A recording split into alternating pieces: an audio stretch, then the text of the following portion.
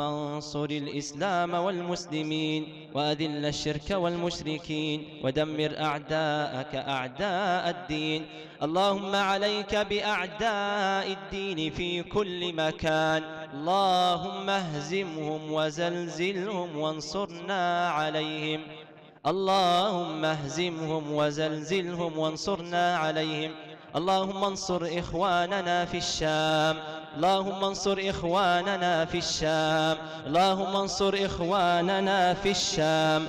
اللهم اجعل لأهل الشام فرجا ومخرجا، اجعل لهم فرجا ومخرجا، احقن دماءهم، احفظ أعراضهم، ارفع عنهم ما أصابهم من البلاء، ارفع عنهم إجرام المجرمين وإفساد المفسدين، وانصرهم على من عاداهم، واحفظهم من كل سوء يا ذا الجلال والإكرام يا رب العالمين.